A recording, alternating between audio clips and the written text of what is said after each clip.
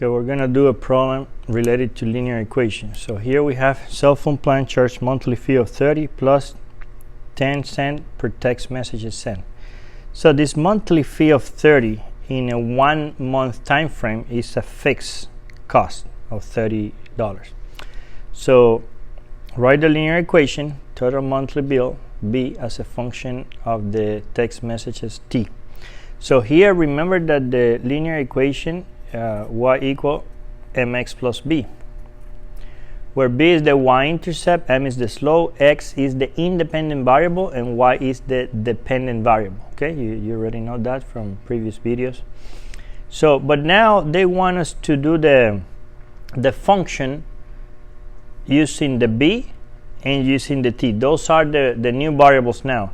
So t is the independent and b is the dependent. So we do b is equal mt, m is the cost per text, plus b.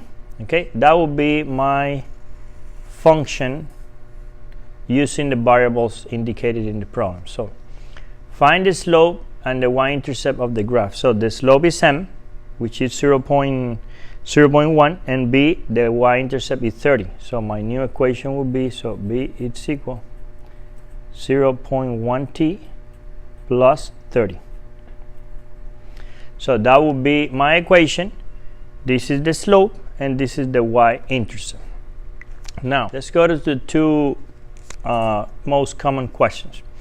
In the first question we have, what is the cost? The question is the cost if you send 280 text messages. Okay, the question is the cost, the bill, right? Because monthly bill is B. So the text is the information they are providing us. They are providing us the 280 text. So we do the cost B will be 0.1 times 280. That's the number of text plus 30. 0.1 times 280 is 28. 28 plus 30 is 58. So B is equal 58. This 58 is dollars. Okay, that's the answer for this question. And number 4, they now give us the money. They give us the B. And now we need to find the T. Because how many text messages? So the question now is the text messages. So following the same formula that we have, B is $52. It's equal 0.1 T. Now T is the variable we need to find, plus 30.